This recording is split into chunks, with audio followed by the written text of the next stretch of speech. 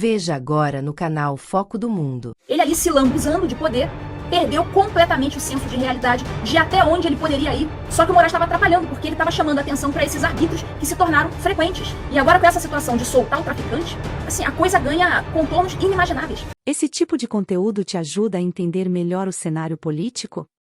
Aproveite e se inscreve no canal. Assim, o YouTube te avisa sempre que um novo conteúdo for ao ar. O Alexandre de Moraes, ele tinha uma função, ele tinha uma tarefa.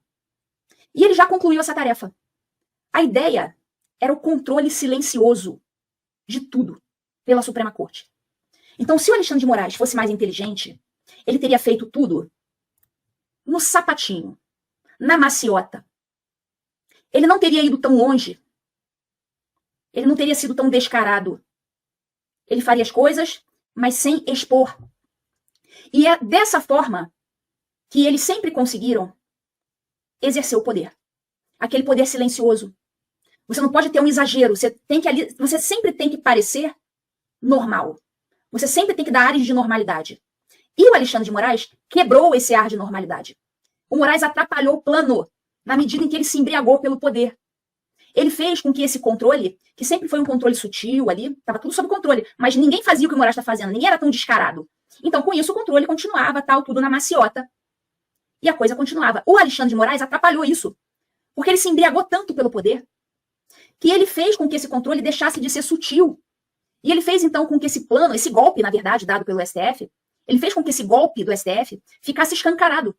Então, pela soberba, o Moraes ele deixou de ser um instrumento. Ele estava sendo usado, ele era um instrumento dessa superestrutura do poder global, que a gente depois acabou descobrindo o que era. Vinha daqui dos Estados Unidos, da USAID, etc.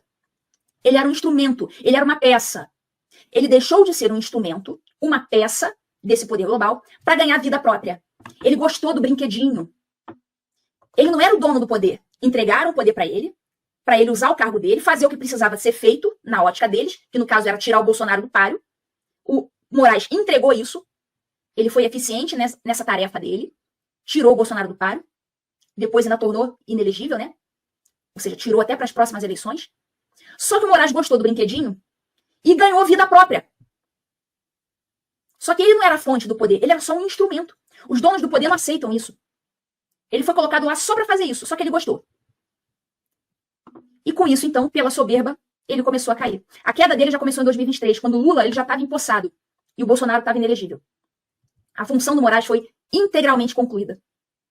Então, desde 2023, quando o Lula já estava empossado e o Bolsonaro já estava inelegível, o Moraes passou a ser descartável. E as críticas, ainda que constrangidas, pisando em ovos, elas começaram a aparecer em 2023.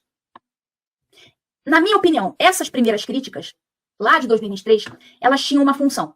Era a função de chamar a atenção para o Alexandre de Moraes para que ele pisasse um pouco no freio, porque ele estava atrapalhando, ele estava expondo o golpe dado por eles, que tomaram o poder. Era como se desse o recado, olha, Moraes, né, pisa no freio, você está começando a atrapalhar o plano aqui, está ficando muito descarado.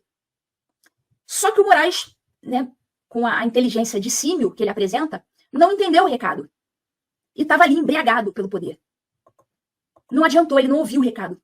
Então, em 2024, no ano seguinte, essas críticas começaram a vir mais fortes. O Estadão começou a fazer aqueles editoriais críticos mais frequentes. Levou até o Barroso a se mostrar desconfortável e tentar defender a honra da corte, lembra? O Barroso reclamou que o Estadão tinha feito, 40 editoriais falando do STF e tal, não sei o quê. Se é que a gente pode falar em honra da corte a essa altura do campeonato, né? Não funcionou. O Moraes continuou como um bonde desembestado. Continuou expondo como que o golpe foi aplicado pelo domínio da Suprema Corte. O sistema, para ele funcionar, ele precisa da escuridão. Para ele exercer o controle, você não pode jogar luzes no que está acontecendo. O sistema precisa da escuridão para poder exercer o controle das massas. E o Moraes estava atrapalhando. Porque o Moraes, com cada ato deslocado dele, jogava um caminhão de luz em cima do golpe que eles deram. E ele continua ali sem enxergar isso. Ele ali se lambuzando de poder, perdeu completamente o senso de realidade, de até onde ele poderia ir. Ele não conseguia enxergar que o seu comportamento, na verdade, estava atrapalhando o esquema de poder. E esse esquema de poder, claro, como todo poder, ele pretendia se perpetuar. Só que o Moraes estava atrapalhando, porque ele estava chamando a atenção para esses arbítrios que se tornaram frequentes, que se tornaram normais. E agora com essa situação de soltar o traficante, assim, a coisa ganha contornos inimagináveis. Então pensa, ruiu o que sustentava o Moraes. O governo Biden ruiu, USAID ruiu.